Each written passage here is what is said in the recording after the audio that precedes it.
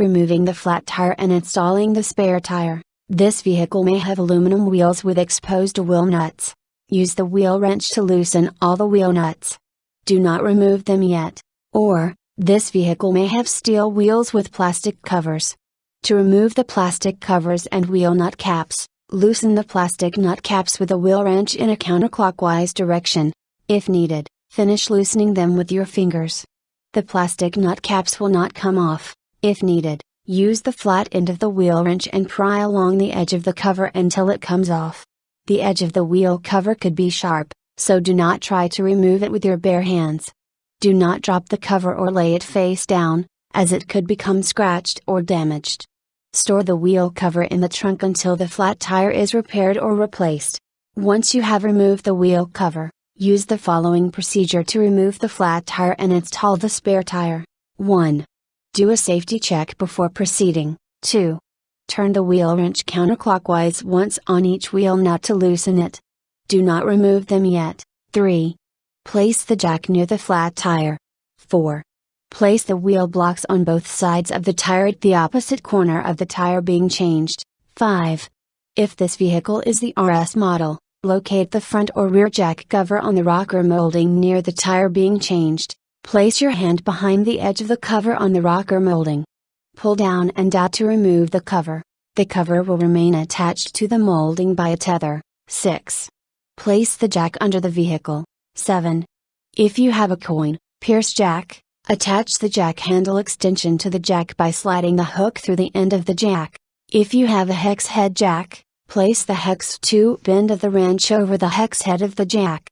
Notice, make sure that the jack lift head is in the correct position or you may damage your vehicle. The repairs would not be covered by your warranty. 8. Position the jack lift head at the jack location nearest the flat tire. The location is indicated by a notch in the flange. The jack must not be used in any other position. Warning: getting under a vehicle when it is lifted on a jack is dangerous. If the vehicle slips off the jack, you could be badly injured or killed. Never get under a vehicle when it is supported only by a jack. Warning: raising the vehicle with the jack improperly positioned can damage the vehicle and even make the vehicle fall. To help avoid personal injury and vehicle damage, be sure to fit the jack lift head into the proper location before raising the vehicle. Warning: lifting a vehicle and getting under it to do maintenance or repairs is dangerous without the appropriate safety equipment and training. If a jack is provided with the vehicle, it is designed only for changing a flat tire. If it is used for anything else, you or others could be badly injured or killed if the vehicle slips off the jack.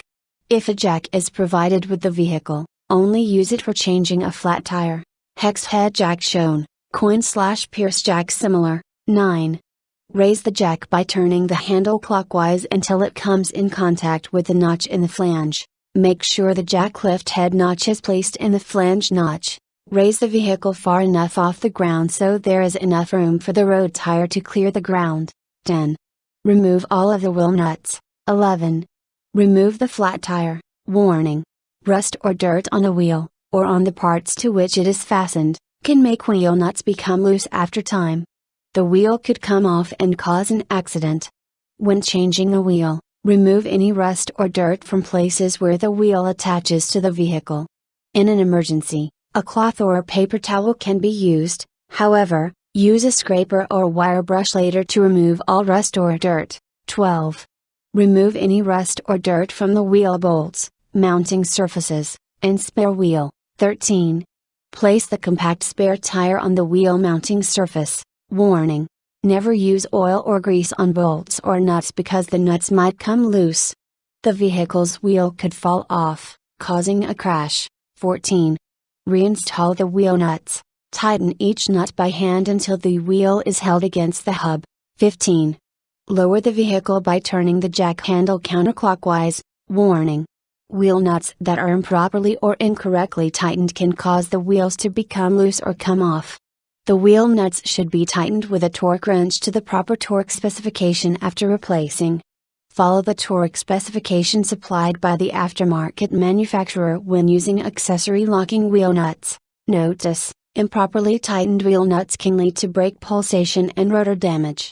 To avoid expensive brake repairs, evenly tighten the wheel nuts in the proper sequence and to the proper torque specification. 16. Tighten the wheel nuts firmly in a crisscross sequence, as shown. 17.